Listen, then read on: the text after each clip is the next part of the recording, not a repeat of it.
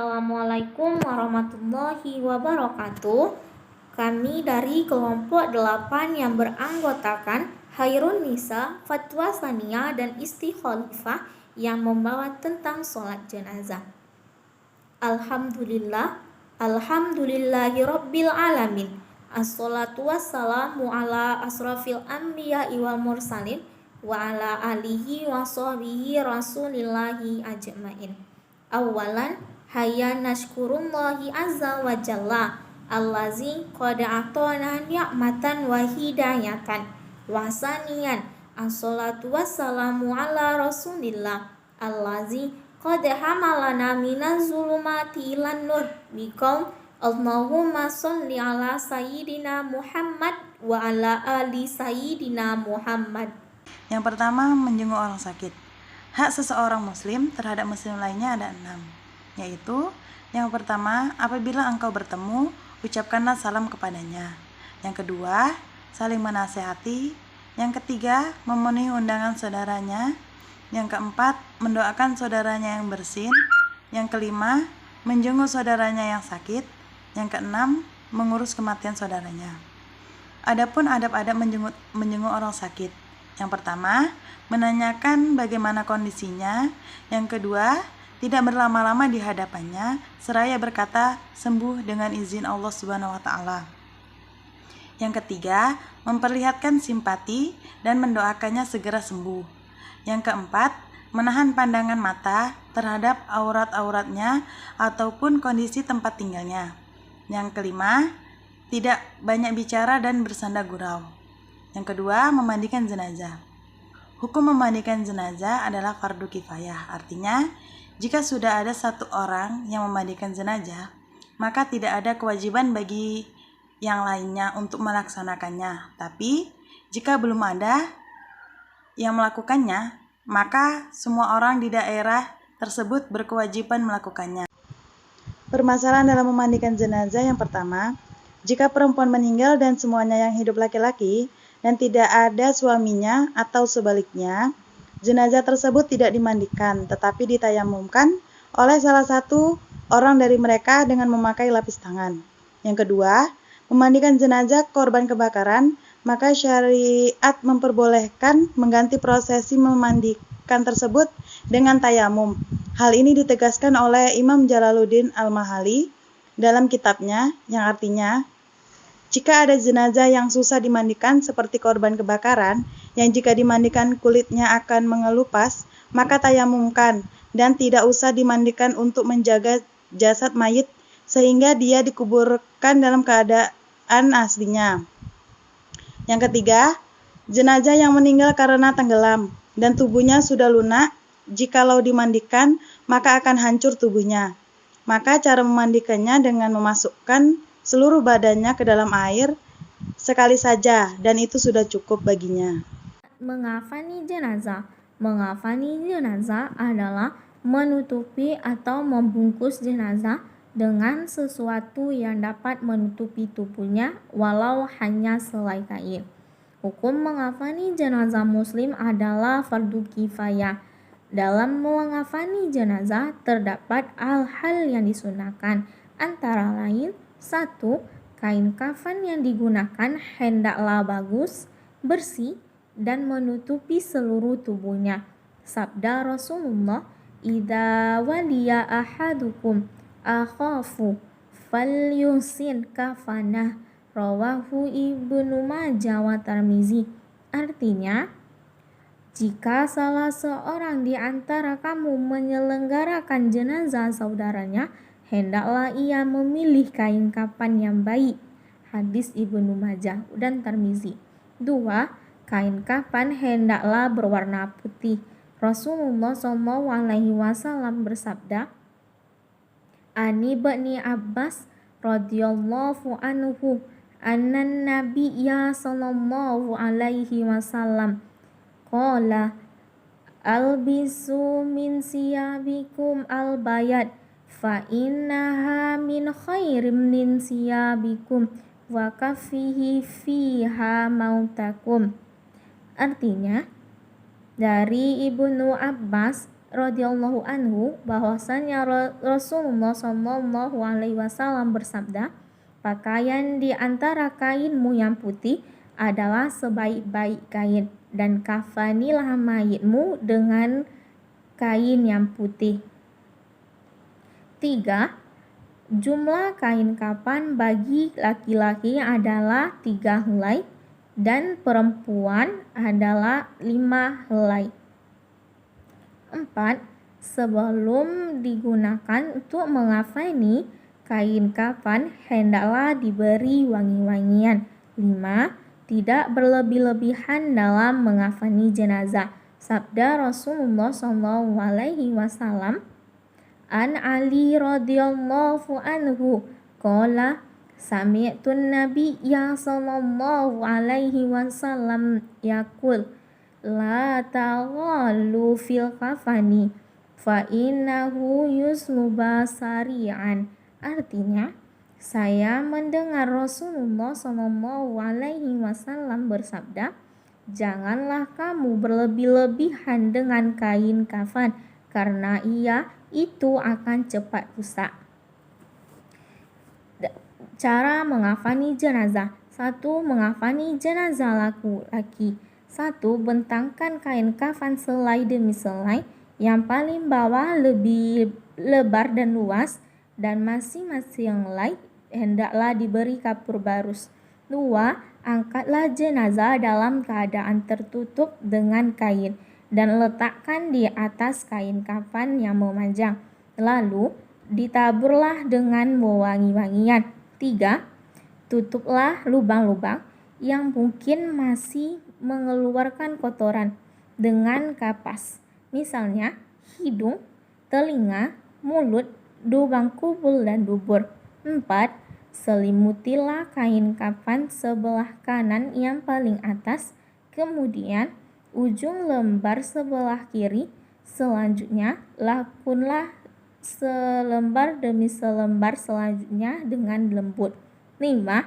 Ikatlah kain dengan tali yang telah disiapkan di bawah kain kafan, 3 atau 5 ikatan, dan lepaskan ketika berada di liang lahat. 6. Jika kain kafan itu tidak cukup menutupi seluruh tubuhnya, maka tutuplah bagian auratnya saja. 2. Mengafani jenazah perempuan. Kain kafan perempuan terdiri dari 5 helai, yaitu lembaran pertama adalah untuk menutupi seluruh badannya, lembar kedua untuk kerudung kepalanya, lembar ketiga untuk baju kurungnya, lembar keempat untuk menutupi pinggang hingga kakinya, dan lembar kelima untuk menutupi pinggul lempahannya. Cara mengafani jenazah perempuan. 1. Susunlah kain kafan yang sudah dipotong-potong untuk masing-masing yang dengan cara yang tertib. Lalu angkatlah jenazah dalam keadaan tertutup dengan kain dan letakkan di atas kain kafan tersebut yang sejajar, serta taburilah dengan wangi-wangian atau dengan kapur barus. 2. Tutuplah lubang-lubang yang masih mungkin mengeluarkan kotoran dengan kapas. Tukar kain pembungkus pada kedua pahanya, pakaikan sarungnya, baju kurungnya, dan dandanilah rambutnya dengan 3 dandan, lalu julurkan ke belakang. 7. Pakaikan tutup kepalanya dan membungkusnya dengan lembar kain terakhir dengan cara menemukan ujung kain kiri dan kanan, lalu gulung ke dalam. Setelah itu, ikatlah dengan sobekan pinggir talian kafan yang sebelumnya sudah disiapkan di bawah kain kafan, 3 atau 5 ikatan.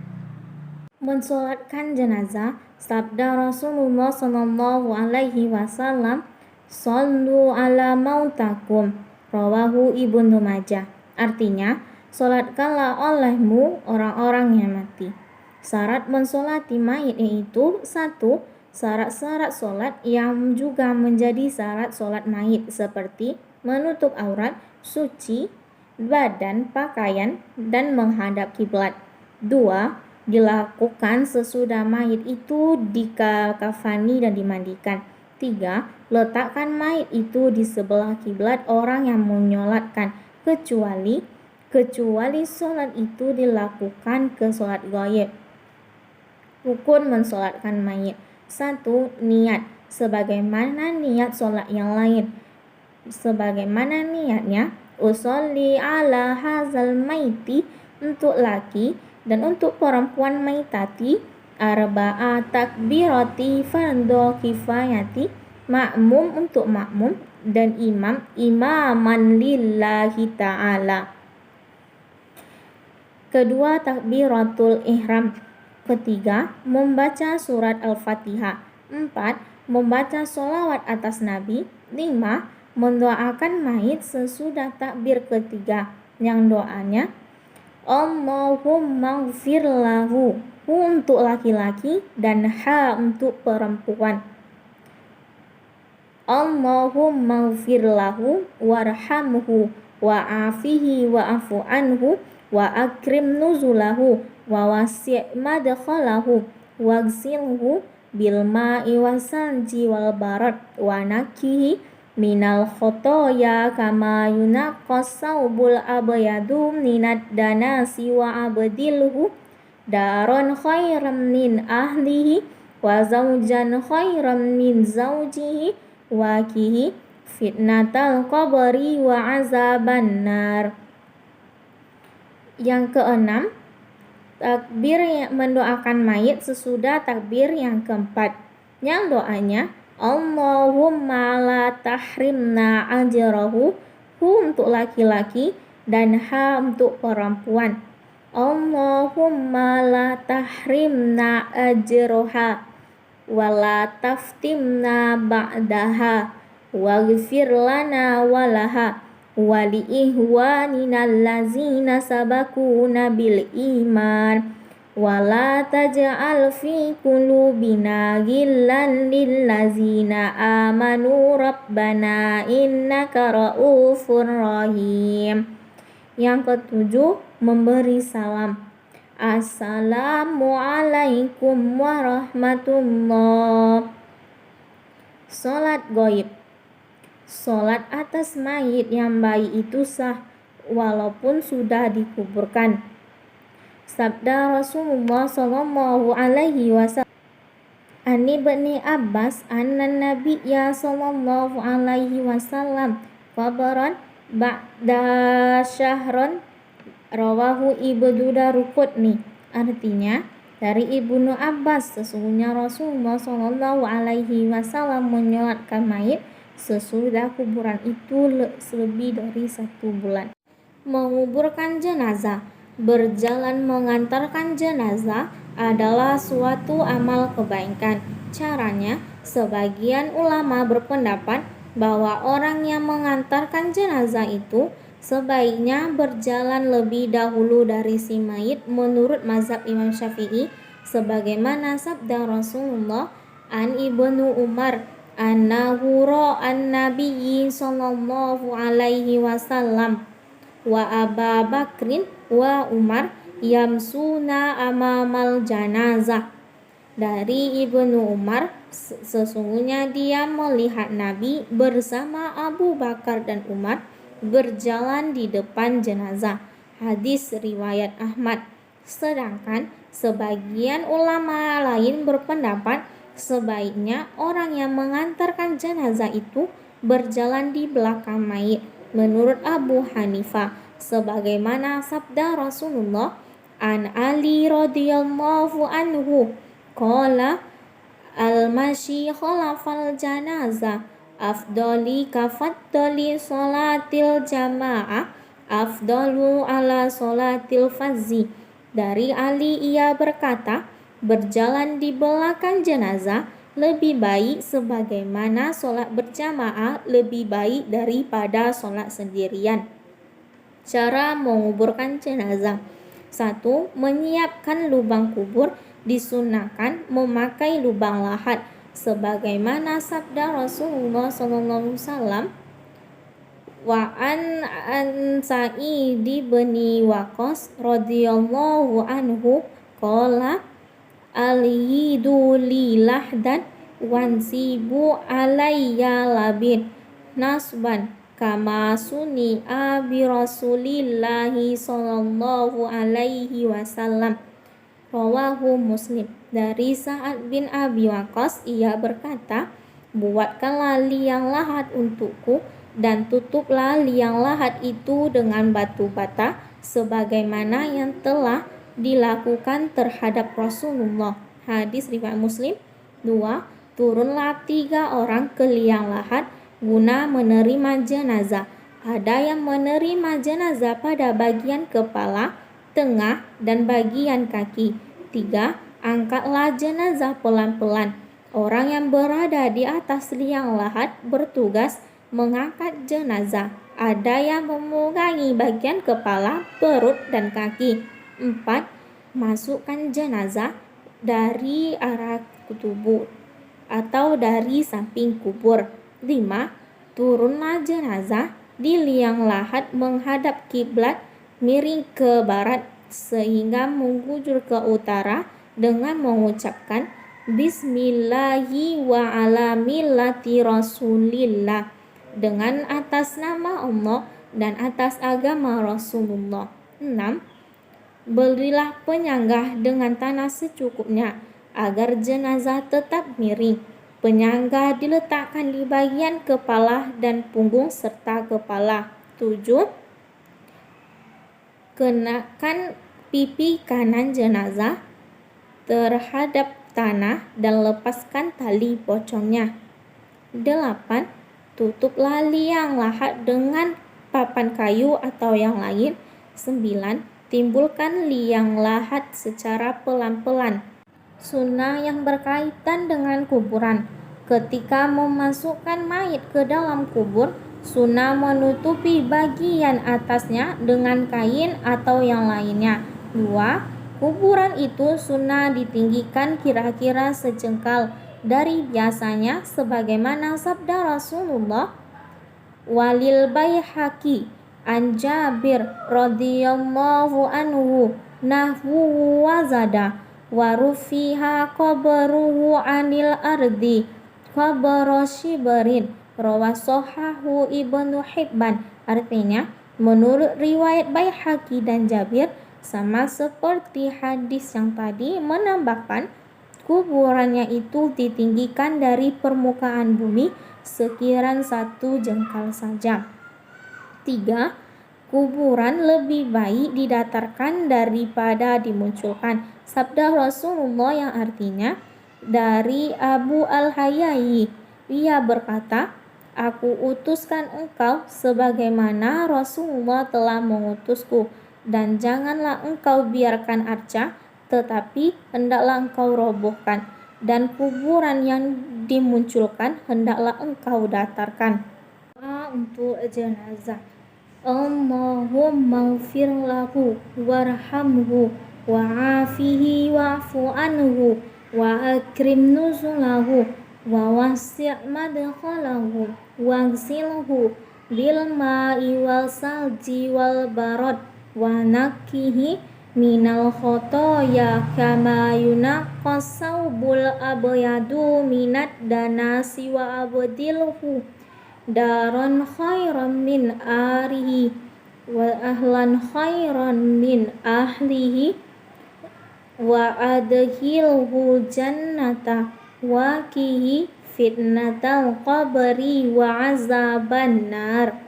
Artinya, ya Allah, ampunilah dia dan rahmatilah dia, selamatkanlah dia dan maafkanlah dia, muliakanlah dia tempat tinggalnya, luaskanlah kuburnya, dan mandikanlah ia dengan air, salju, dan embun, bersihkanlah dia dari dosa-dosa sebagaimana membersihkan baju putih dari kotoran, dan gantilah untuknya tempat yang lebih baik daripada rumahnya dan keluarganya lebih baik daripada keluarganya. dan masukkanlah dia ke dalam surgamu. Peliharalah dia dari siksa kuburmu dan siksa neraka.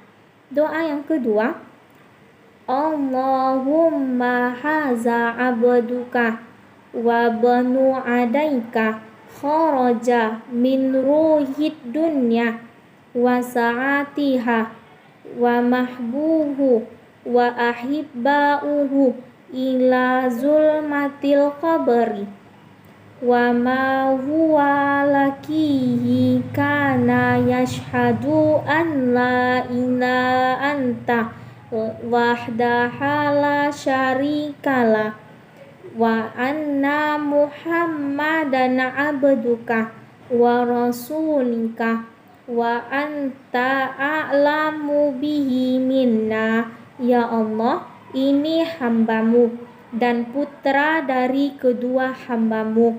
Ia telah keluar dari kesenangan dan kelapangan dunia, sedang apa yang ia cintai dan segala sesuatu kesenangannya tertinggal di dunia, sedangkan ia akan masuk kegelapan alam kubur dan akan bertemu apa yang akan ia jumpai. Dia telah bersaksi bahwa tiada Tuhan selain Allah sendiri dan tiada sekutu bagimu, dan bahwa Nabi Muhammad adalah utusan dari hambamu, dan engkau lebih mengetahui hal itu daripada kami. Ziarah kubur. Ziarah secara bahasa dapat diartikan sebagai berkunjung atau masuk, sedangkan secara istilah ziarah ialah berkunjung ke makam seseorang untuk berbuat baik dengan cara memohonkan ampun baginya dan mengingatkan diri sendiri untuk berbuat kebaikan dan mengambil pelajaran akan datangnya kematian kepada setiap makhluk yang bernyawa. Dalil ziarah kubur. Tentang dalil ziarah kubur, Rasulullah pernah bersabda terkait dengan diperbolehkan berziarah kubur. Qala Rasulullah sallallahu alaihi wasallam, kunta tahayyakum an ziyaratil kubur fadzauzaha sawaha ilmaslama, yang artinya Rasulullah Shallallahu Alaihi Wasallam bersabda, dahulu aku telah melarang kalian berziarah kubur, sekarang ziarah kuburlah kalian. Hadis riwayat Muslim. Hikmah ziarah kubur. 1. Mengingatkan kepada kita bahwasanya hidup di dunia sesungguhnya hanya sementara. Kedua, mendongkrak motivasi kita untuk senantiasa menambah pundi-pundi amal. Yang ketiga, menambah keimanan dan ketakwaan kita terhadap Allah Subhanahu wa Ta'ala. Yang keempat, mengurangi bahkan menghilangkan sikap sombong pada diri kita. Yang kelima, memperoleh ganjaran pahala dari Allah Subhanahu wa Ta'ala. Takziah.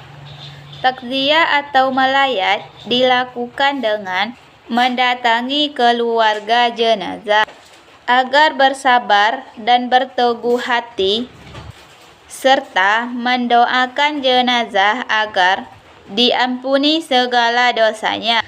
Kata takziah berasal dari bahasa Arab, dari asal kata al-azza yang berarti sabar. Sedangkan menurut istilah takziah, melayat berarti kunjungan atau ucapan untuk menyatakan turut berduka cita atau berbelasungkawa atas kematian seseorang. Hukum melaksanakan takziah ialah sunnah. Takziah.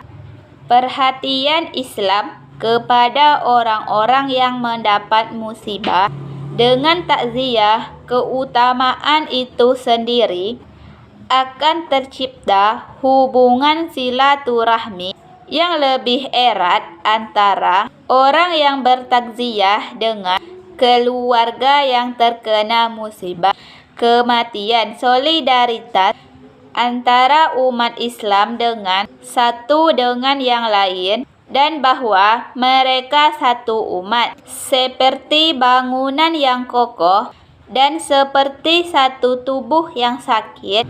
Jika salah satu anggota badan yang sakit, maka anggota badan yang lain merasa sakit juga. Orang yang bertakziah dapat ikut mendoakan jenazah agar dosa-dosanya diampuni dan amal-amalnya dapat diterima oleh Allah Subhanahu wa Ta'ala.